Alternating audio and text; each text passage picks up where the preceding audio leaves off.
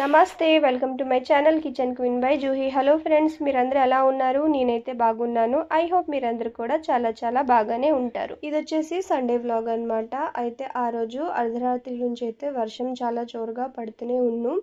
ఆ మార్నింగ్ 5:30కి లేచేటప్పుడు చూస్తే ఇలాగా వర్షం అయితే అస్సలు తగ్గడం లేదు. దాని తర్వాత 7 ఇలా అయింది, వర్షం అయితే తగ్గింది. మా వారైతే మార్కెట్ నుంచి టైగర్ ప్రాన్స్ అయితే తెచ్చారు. దానికైతే నేను ఇలాగా పులుసు పెట్టాను. అయితే సండే రోజు కూడా మా వారికి హాలిడే ఉండదు కదా, కాబట్టి ఆయనకైతే లంచ్ బాక్స్ ప్రిపేర్ చేయాలి. కాబట్టి మార్నింగ్ లేచేసి అయితే ఫాస్ట్గా ఇదోటి రొయ్యల పులుసు అయితే చేశాను. దీని వీడియో అయితే ఆల్రెడీ నా ఛానల్లో ఉంది, కాబట్టి దీని లింక్ అయితే డిస్క్రిప్షన్లో పెడతాను, ఒకసారి చెక్ చేయండి. అలాగే కొబ్బరి చట్నీ చేశాను, రైస్ వండాను. ఇంకా ఇడ్లీ రుబ్బు ఉంది కదా, దాంట్లో అయితే ఉల్లిపాయ, క్యారెట్, పచ్చిమిరపకాయ ఇవన్నీ వేసేసి ఇలాగా ఆపం అయితే చేశాను. అదే హిందీలో అయితే దీన్ని ఆపం అంటారు, తెలుగులో అయితే దీన్ని గుంత పుంగనాలు అనేసి అంటారు అనమాట. పేర్లు అయితే వేరే కానీ టేస్ట్ మాత్రం అదే. ఇంకా కొన్ని వెజిటేబుల్స్ ఇవన్నీ అయితే తెచ్చారు. అయితే ఇలాగా పచ్చిమిరపకాయ, నిమ్మకాయ ఇవన్నీ అయితే ఇలాగా వాష్ చేసేసి పెట్టేశాను. ఇంకా ఇదోటి కరివేపాకు, ధనియా పత్తి, బీరకాయ, దుంపలు, దొండకాయలు ఇవన్నీ అయితే తెచ్చున్నారు. ఇవన్నీ అయితే పెట్టాలి.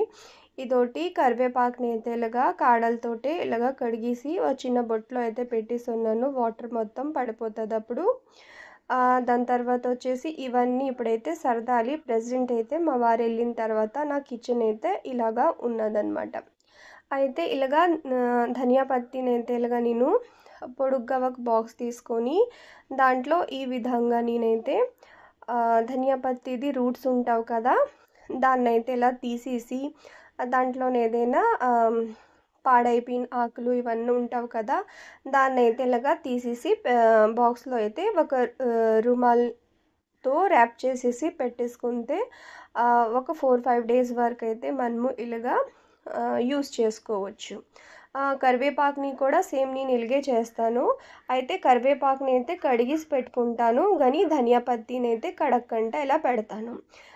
ఏదైనా సరే కాటన్ క్లాత్ కానీ ఇలాగా పాత రుమాలు కానీ ఇవన్నీ కానీ మనము యూస్ చేసుకుంటే బాగుంటుంది అనమాట.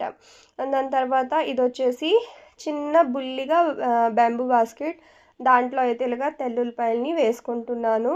ఇదోటి దొండకాయ, నిమ్మకాయ, పచ్చిమిరపకాయ, కరివేపాకు ఇలాగైతే నేను పెట్టుకొని ఆరబెట్టుకుంటాను. దాని తర్వాత అయితే దీన్ని బాక్స్లో పెడతాను. ఇంకా నాకు మా పాపకి అయితే ఇలాగా గుంత పొంగనాలు వేసుకున్నాను. అయితే చూస్తున్నారా నా గాజులు, ఈ రెడ్ కలర్ గాజులు అయితే అమ్మవారి దగ్గర పెట్టాను కదా, అదైతే ఇలాగా వేసుకున్నాను. మీకు ఇలాగా కాంబినేషన్ ఎలా అనిపించిందో నాకైతే కామెంట్ సెక్షన్లో చెప్పండి.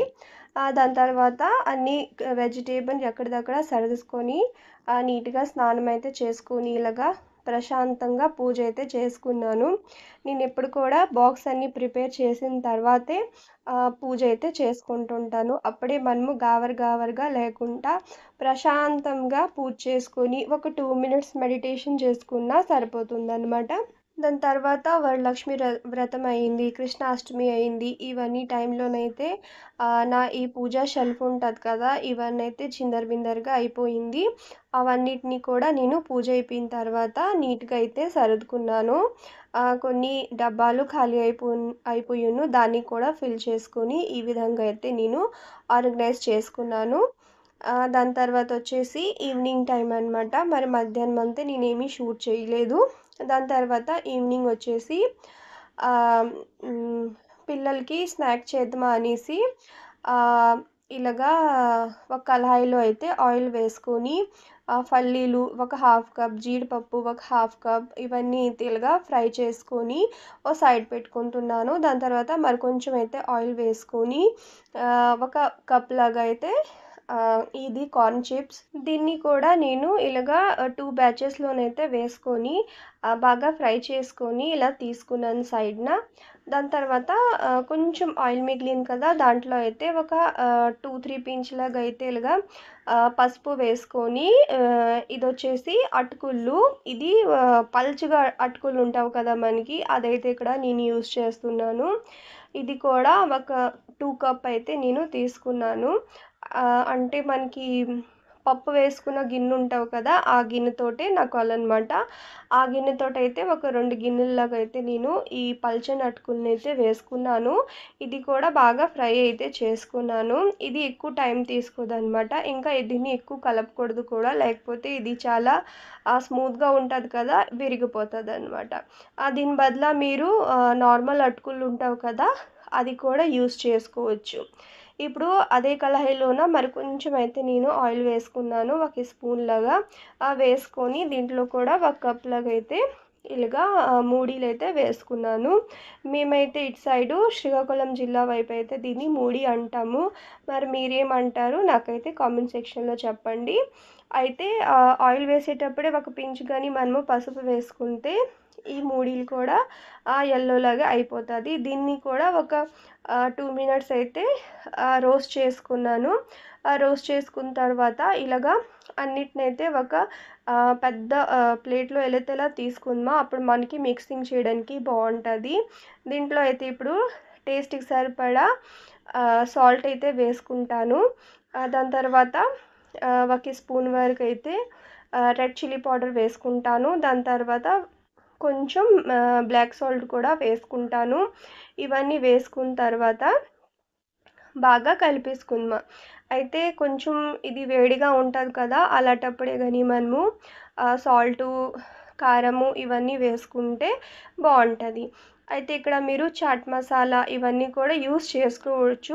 బట్ నేను సింపుల్గా ఉంటుందనేసి just black salt, normal salt, ఇంకా రెడ్ చిల్లీ పౌడర్ అయితే వేసుకొని ఇలాగా బాగా కలిపేసుకుంటాను. కొంచెం చల్లారిన తర్వాత ఒక ఎయిర్ టైట్ బాక్స్లోనైతే వేసుకుంటే మనకి ఇది మనము ఒక 15 డేస్ వరకు తినొచ్చు అనమాట. ఇదండి ఈరోజు సండే వ్లాగ్ అనమాట. ఐ హోప్ మీ అందరికీ నచ్చి ఉంటుంది. నచ్చుంటే మాత్రం తప్పకుండా లైక్ చేయండి, షేర్ చేయండి, కామెంట్ చేయండి. ఇంకా నా ఛానల్ని కానీ మీరు ఫస్ట్ టైం కానీ చూస్తుంటే సబ్స్క్రైబ్ చేసుకోండి. Thanks for watching.